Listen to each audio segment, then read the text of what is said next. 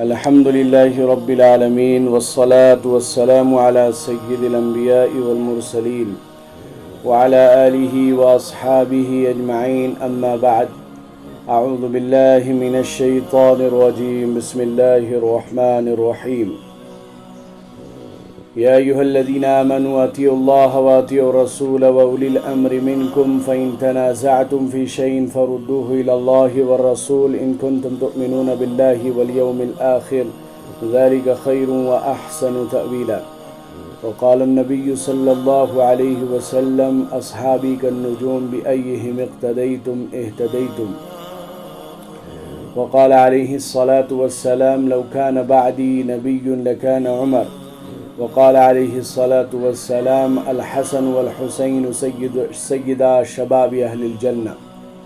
وقال عليه الصلاة والسلام صوم يوم عاشوراء أحتسب على الله أن يكفر السنة التي قبله أو كما قال صلی اللہ تعالی علیہ وسلم.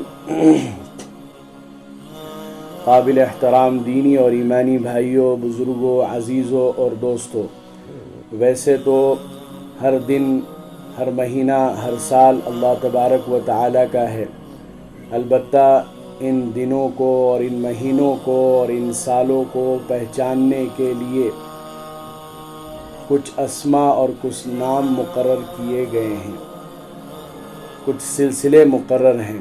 مثلا ایک سلسلہ ہمارے نیپال میں چلتا ہے بکرم سمپت کا بکرمی سلسلہ، یہ 2082 سال چل رہا ہے. اور ایک سلسلہ عیسوی سلسلہ ہے، یہ 2025 عیسوی چل رہا ہے. اور ایک سلسلہ ہجری اور اسلامی سلسلہ ہے، یہ 1447 ہجری چل رہا ہے. دراصل حضرت عمر فاروق رضی اللہ عنہ کے دور خلافت میں حضرت عمر جب خطوط روانہ فرماتے تھے گورنروں کے پاس، تو تاریخ کا علم صحیح طور پر نہیں ہو پاتا تھا اور احکام کی ابتدا اور انتہا کا اندازہ نہیں ہو پاتا تھا. اس لیے حضرت ابو موسیٰ اشعری رضی اللہ عنہ نے حضرت عمر فاروق رضی اللہ عنہ سے فرمایا کیوں نہ آپ سال مقرر فرما لیں اور مہینے مقرر فرما دیں. حضرت عمر رضی اللہ عنہ نے اس پر لوگوں کو جمع کیا اور مشورہ کیا تو مختلف رائے آئی. کسی نے کہا کہ جس سال غزوہ بدر پیش آیا ہے اس سال سے سال کا آغاز ہو. کسی نے کہا کہ جس سال مکہ فتح ہوا ہے اس سال سے سال کی ابتدا ہو. حضرت علی رضی اللہ عنہ کی رائے آئی کہ ہجرت جس سال ہوئی کہ اللہ کے نبی صلی اللہ علیہ وسلم مکہ سے مدینہ جس سال ہجرت فرما کر گئے ہیں اس کے بعد سے فتوحات کا دروازہ کھلا ہے تو ہجرت سے سال کا آغاز ہو. یہ رائے حضرت عمر نے پسند فرمایا. پھر یہاں سے ہجری سلسلہ شروع ہونے لگا.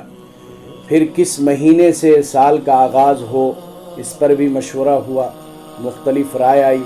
حضرت علی نے فرمایا کہ حجاج کرام، پوری دنیا کے حجاج کرام ذی قعدہ ذی الحجہ میں سفر حج سے واپس ہوتے ہیں گناہوں سے پاک صاف ہو کر، تو انہیں ایک سال کا آغاز ملنا چاہیے. محرم کے مہینے سے سال کا آغاز کیا جائے. حضرت عمر نے یہ رائے پسند فرمائی اور آپ نے محرم سے سال کی ابتدا کا اعلان کیا.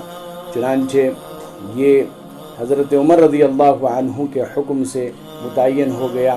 چنانچہ 12 مہینے یہ ہیں: محرم، صفر، ربیع الاول، ربیع الثانی، جمادی الاولیٰ، جمادی الثانی، رجب، شعبان، رمضان، ذی قعدہ، ذی الحجہ. تو یہ ایک ہجری کیلنڈر کی ایک تاریخ ہے. بہرحال اسلام میں سال کا آغاز محرم کے مہینے سے ہوتا ہے اور یہ محرم کا مہینہ چل رہا ہے اور آج محرم کی 8ویں تاریخ ہے. یکم محرم کو حضرت عمر رضی اللہ عنہ جیسی شخصیت کا انتقال ہوا ہے، اور 10ویں محرم کو حضرت حسین رضی اللہ عنہ جیسی شخصیت کا انتقال ہوا ہے۔ دردناک شہادت اور المناک شہادت کا یہ واقعہ محرم ہی کے مہینے میں پیش آیا ہے۔ حضرت عمر رضی اللہ عنہ ایک ایسی شخصیت تھی جن کے بارے میں آپ صلی اللہ علیہ وسلم نے فرمایا لو کان بعدی نبی لکان عمر، اگر میرے بعد کوئی نبی ہوتا تو وہ عمر ہوتا۔ حضرت عمر اسلام لانے سے پہلے اتنے سخت دل تھے کہ کفار کہا کرتے تھے، چونکہ عرب میں بچیوں کا پیدا ہونا عیب سمجھا جاتا تھا کہ جس کے گھر میں بچی ہوتی تھی وہ زندہ دفن کر دیتا تھا۔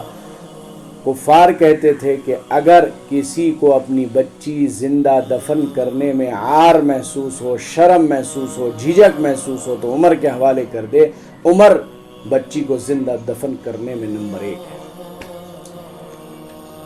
پھر جب اسلام میں داخل ہوئے تو اللہ تبارک و تعالی نے ان کے دل کو نرم کیا، اور پھر اللہ تعالی نے ان سے بہت بڑے بڑے کام لیے۔ حضور صلی اللہ علیہ وسلم نے ان کے حق میں دعا فرمائی، اللہم اعز الاسلام بعمرین، اے اللہ 2 عمر میں سے ایک دے دے۔ ادھر بدھ کے دن حضرت ابوبکر صدیق رضی اللہ عنہ کو اسلام کے اعلان کرنے کی وجہ سے اتنا مارا کہ گال آنکھ سب برابر ہو گیا، آپ بے ہوش ہو گئے۔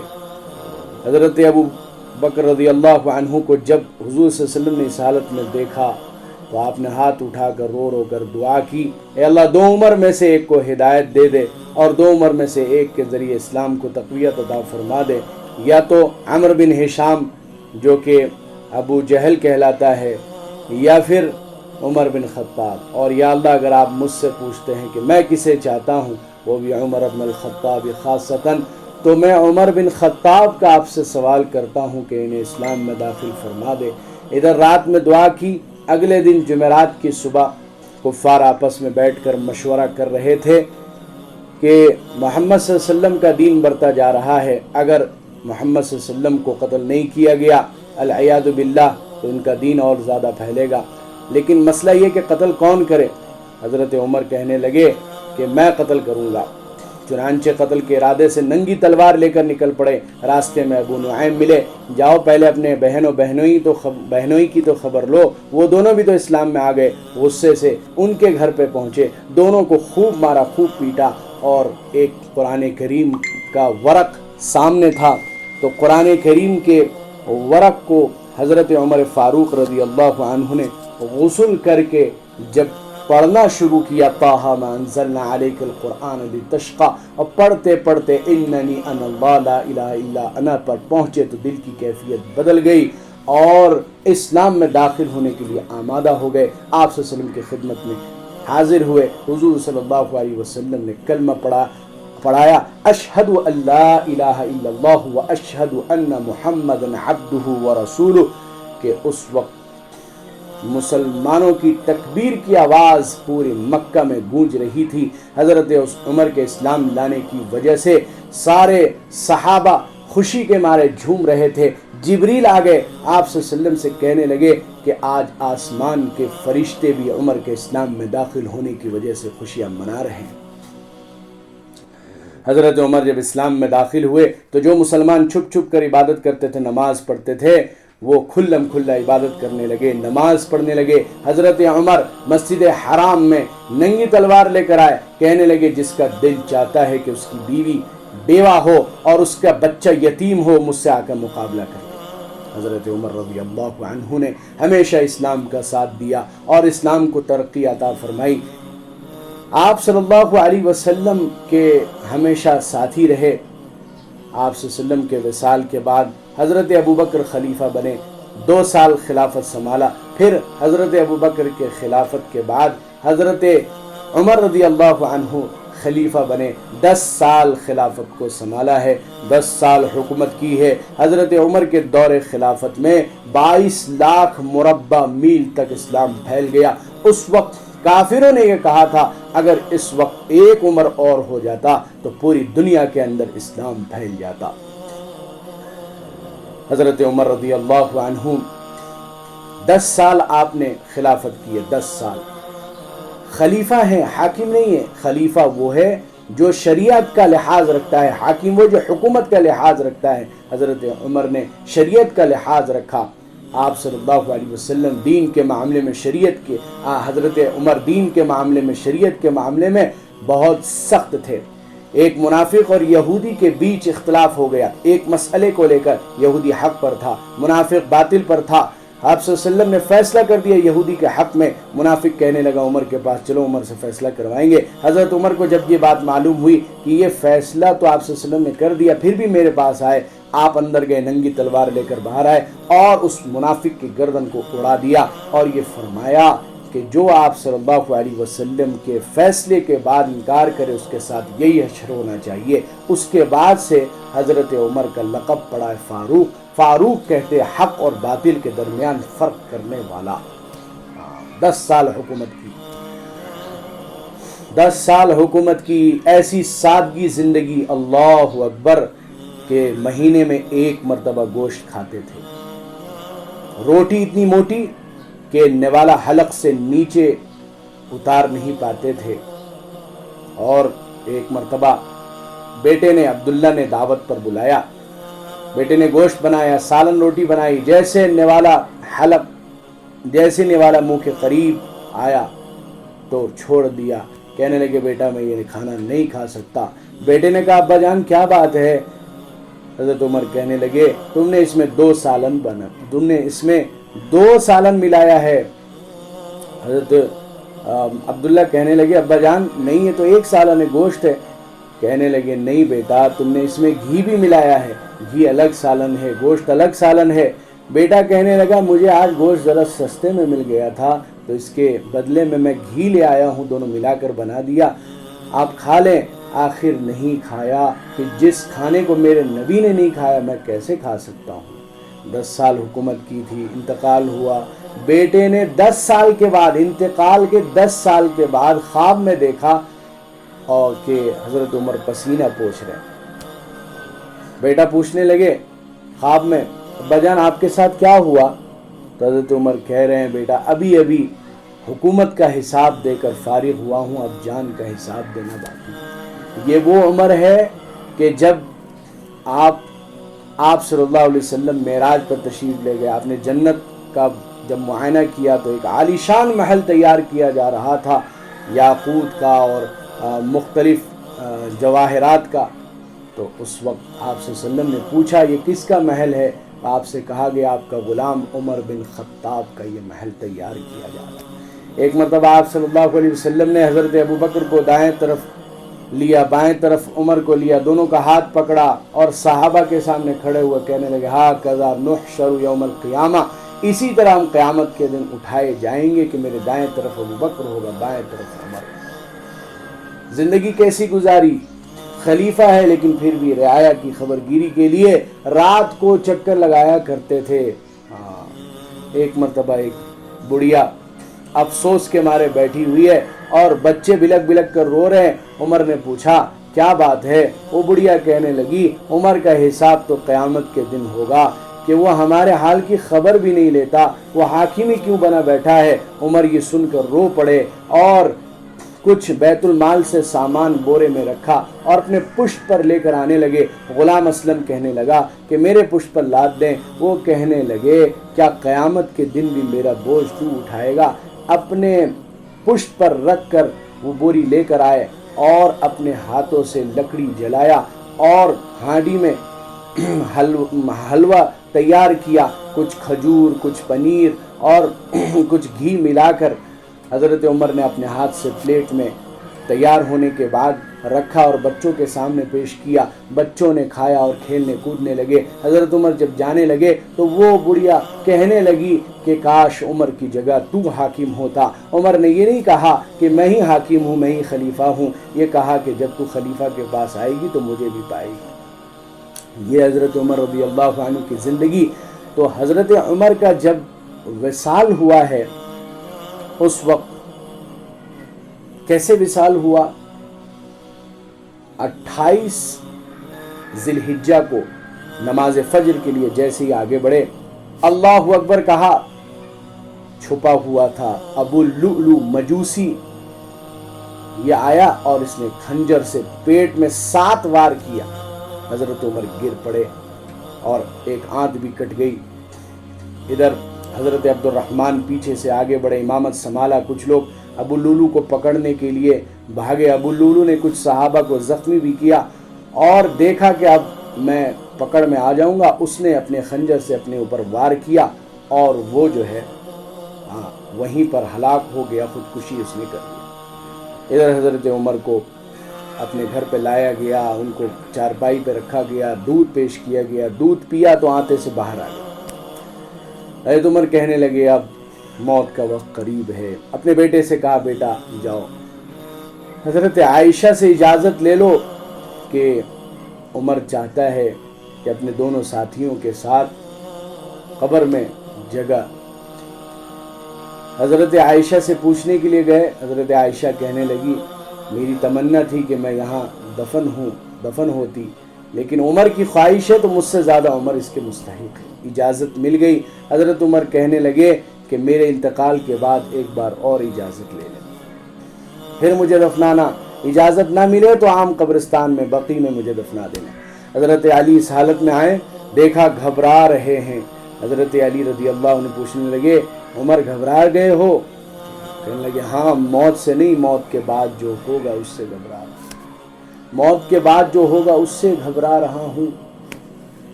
اللہ اکبر۔ حضرت علی کہنے لگے عمر کیوں گھبرا رہے ہو؟ میں نے ایک بار نہیں کئی بار سنا ہے کہ جنت کے بڑی عمر والوں کے سردار عمر ہوں گے۔ حضرت عمر کہنے لگے کیا تم گواہی دو گے؟ کہنے لگے ہاں میں بھی گواہی دوں گا اور میرا جو بیٹا ہے حسن یہ بھی گواہی دے گا۔ انتقال ہوا۔ صہیب رومی کو وصیت کی تھی کہ میری نماز جنازہ یہ پڑھائے گا، صہیب رومی نے نماز جنازہ پڑھایا۔ اس کے بعد حضرت عمر رضی اللہ عنہ کو کے لیے جب پھر اجازت لی گئی، حضرت عائشہ سے اجازت مل گئی، قبر کھودا گیا۔ حضرت عبداللہ ابن مسعود کہتے ہیں کہ میرے کندھے پر کسی نے ہاتھ رکھا، میں نے پیچھے مڑ کے دیکھا، علی بن ابی طالب رضی اللہ عنہ کہہ رہے ہیں مجھے امید تھی کہ اس جگہ عمر ہی مدفون ہوں گے، کیونکہ میں نے کئی بار سنا ہے اللہ کے نبی صلی اللہ علیہ وسلم کی زبان سے دخلت انا و ابو بکر و عمر، خرجت انا و ابو بکر و عمر، ذهبت انا و ابو بکر و عمر، میں ابو بکر و عمر آئے، میں ابو بکر و عمر گئے، میں ابو بکر و عمر داخل ہوئے۔ یہ حضرت عمر فاروق رضی اللہ عنہ جن کا وصال، جن کا انتقال 1 محرم کو ہوا، اور دوسری طرف 10 محرم کو حضرت حسین نواسے رسول صلی اللہ علیہ وسلم کا دردناک شہادت کا واقعہ پیش آیا۔ حضرت حسین رضی اللہ عنہ کا انتقال 10ویں تاریخ کو ہوا۔ حضرت معاویہ رضی اللہ عنہ کا ادھر انتقال ہوا تو ان کا بیٹا یزید تخت پر بیٹھا اور اس نے بیعت کا اعلان کیا، لوگ اس سے بیعت ہونے لگے، لیکن مکہ اور مدینے والے نے ابھی بیعت نہیں کی تھی۔ حضرت حسین رضی اللہ عنہ کے سامنے اس کے کچھ منکرات ظاہر ہو گئے تھے، جس کی وجہ سے حضرت عمر رضی اللہ عنہ، حضرت حسین رضی اللہ عنہ یہ سمجھتے تھے کہ وہ خلافت کا مستحق نہیں ہے، خلیفہ بننے کا لائق نہیں۔ ادھر کوفہ والوں نے بہت سارے خطوط حضرت حسین کو لکھا کہ آپ کوفہ آ جائیں، ہم آپ کے ہاتھ پر بیعت کرنے کے لیے تیار ہیں۔ جانچ پڑتال کے لیے حضرت حسین نے مسلم بن عقیل کو بھیجا، جو آپ رضی اللہ عنہ کا چچزاد بھائی۔ یہ گئے تو ان کا بہت استقبال ہوا، کافی اچھا ماحول دیکھا۔ خط لکھا حضرت حسین کو کہ آپ یہاں آ جائیں، یہاں کے لوگ آپ کے ہاتھ میں بیعت کریں گے۔ ادھر حضرت حسین نکل پڑے اپنے خاندان والوں کے ساتھ، اپنے گھرانے والوں کے ساتھ، تقریباً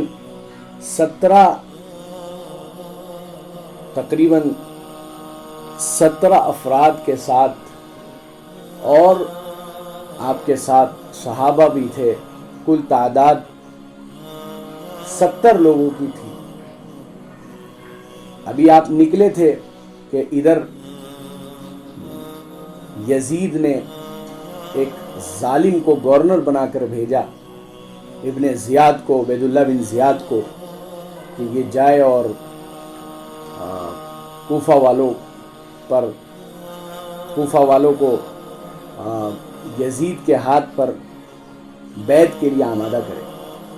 چنانچہ یہ آیا اور اس نے زوردار تقریر کی، جس کی وجہ سے سب تتر بتر ہو گیا، اور مسلم بالعقیل اکیلے پڑ گئے، کوئی پناہ دینے کو بھی تیار نہیں، ایک شخص نے پناہ دی۔ ادھر ابن زیاد کے فوج نے مسلم بن عقیل کو بھی قتل کر دیا، اور جس نے پناہ دی تھی ہانی، اس کو بھی قتل کر دیا۔ حضرت حسین کربلا کے قریب پہنچے تو انہیں معلوم ہوا کہ کوفیوں نے دھوکہ دیا ہے اور مسلم بن عقیل کو قتل کر دیا گیا، یہاں تک کہ ان کے 2 چھوٹے بچے تھے ان کو بھی قتل کر دیا گیا۔ حضرت حسین نے اپنے لشکر کو کہا کہ اگر تم لوگ جانا چاہو تو چلے جاؤ۔ حضرت حسین تو قتل کے ارادے سے، جنگ کے ارادے سے نہیں آئے تھے، تو انہوں نے اپنے خاندان والوں سے کہا اگر تم لوگ جانا چاہو تو چلی جاؤ، میں نہیں جا سکتا، میں تو بات کر کے ہی واپس آؤں گا۔ ادھر خاندان والوں نے کہا کہ نہیں، ہم آپ کا ساتھ نہیں چھوڑیں گے۔ جو آپ حضرت حسین کے ساتھ تھے انہوں نے آپ کا ساتھ دیا، حالانکہ دریائے فرات کے پاس تھے، کربلا کے میدان پہنچے، چاروں طرف سے ابن زیاد کے لشکر نے، فوج نے گھیر لیا۔ حضرت حسین نے 3 شرطیں رکھی۔ پہلی شرط تو یہ کہ ہمیں یا تو مدینہ واپس جانے دو، دوسری شرط ہے یا تو ہمیں کسی دوسرے ملک میں جانے دو، تیسری شرط یہ ہے کہ ہم یزید سے براہ راست بات کریں گے۔ ابن زیاد اس کے لیے تیار نہ ہوا اور یہ پیغام یزید تک بھی نہیں پہنچایا۔ چنانچہ 3 دن تک چاروں طرف سے گھیر لیا، چھوٹے چھوٹے بچے تھے، پانی بھی بند کر دیا۔ پھر آہستہ آہستہ کر کے بہت سے لوگ شہید ہو گئے۔ حضرت حسین رضی اللہ عنہ بھی لڑتے لڑتے شہید ہو گئے۔ شمر نے حضرت حسین کا گردن الگ کیا، گلا کاٹا اور نیزے پر چڑھا دیا۔ ابن زیاد کے سامنے حسین کا کٹا سر آیا تو ابن زیاد نے ایک چھڑی ماری منہ پہ کہ ایسا خوبصورت چہرہ میں نے کسی کو نہیں دیکھا۔ تو ایک صحابی کہنے لگے بدبخت، اپنی چھری ان ہونٹوں سے ہٹا، میں نے ان ہونٹوں کو حضور صلی اللہ علیہ وسلم کو چومتے ہوئے دیکھا۔ تو یزید کو جب یہ خبر معلوم ہوئی تو تاریخ کی کتابوں میں آتا ہے کہ یزید نے ابن زیاد کو یہ کہا کہ میں نے تمہیں قتل کا حکم تو نہیں دیا تھا، میں نے تو تمہیں آمادہ کرنے کے لیے کہا تھا کہ ان کو بیعت پر آمادہ کرو، تم نے یہ کیا کر دیا؟ لیکن کوئی کارروائی نہیں کی تھی۔ بہرکیف یہ ایک دردناک شہادت کا واقعہ اسی تاریخ کو 10ویں محرم کو پیش آیا ہے۔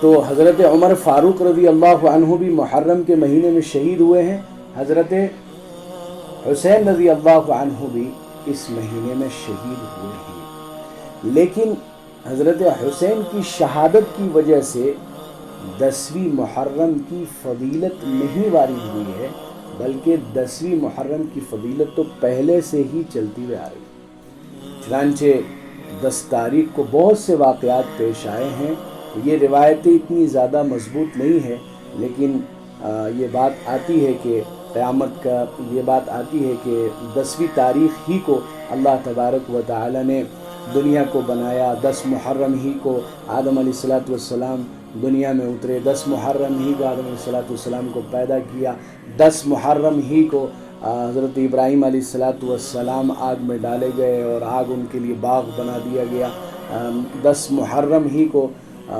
قیامت کا دن قائم ہوگا۔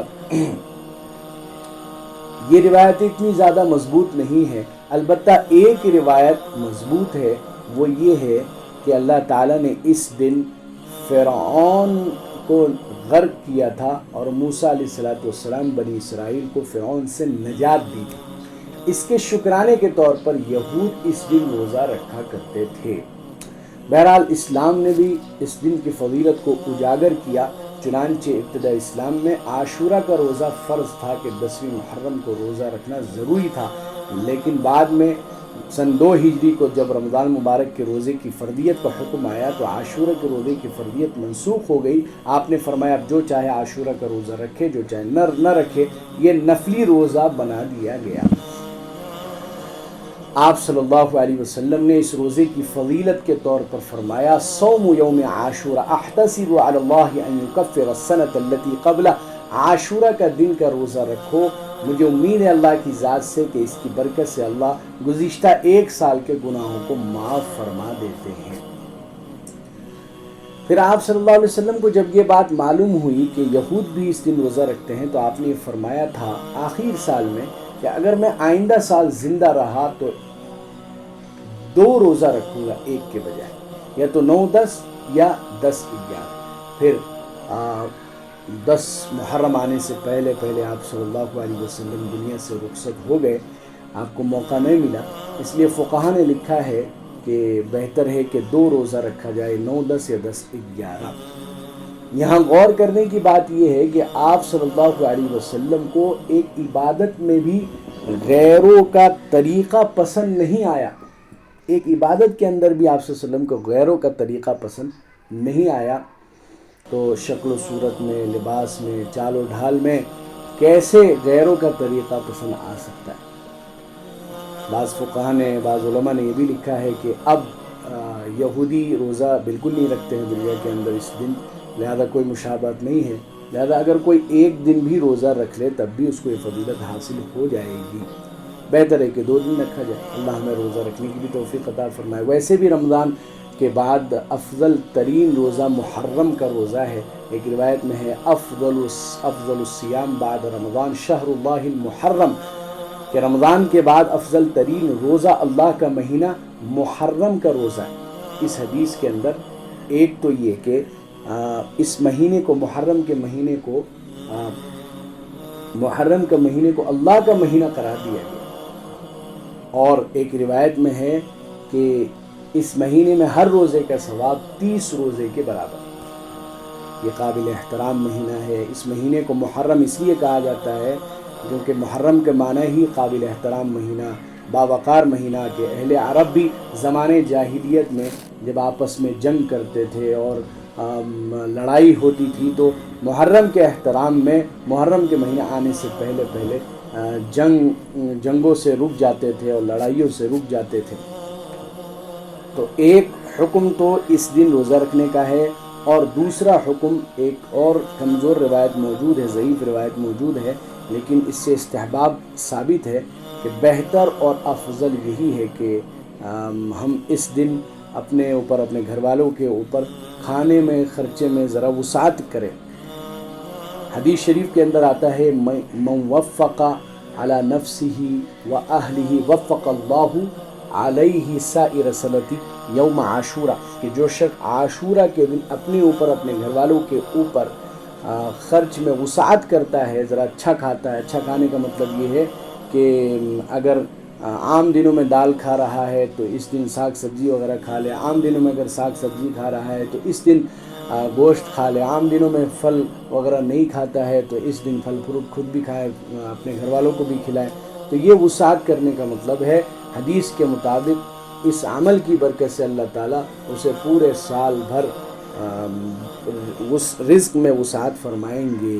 تو یہ 2 عمل ثابت ہے۔ اس کے علاوہ جو چیزیں رائج ہیں، جو بدعات و خرافات، ان سے بچنا چاہیے، کہ نوحہ کرنا، ماتم کرنا۔ حالانکہ حضرت حسین رضی اللہ عنہ نے خود جب آپ کو محسوس ہو گیا تھا کہ اب میں بچنے والا نہیں ہوں، تو 2 دن 3 دن پہلے جو آپ نے خطبہ فرمایا تھا انتقال سے پہلے، تو اس میں یہ خطبے میں یہ بات بھی شامل تھی کہ آپ نے یہ فرمایا کہ میرے مرنے کے بعد، میری شہادت کے بعد تم نوحہ نہ کرنا، اپنے گریبان کو چاک نہ کرنا اور ماتم نہ کرنا، اور زمانۂ جاہلیت کا رسم نہ اپنانا۔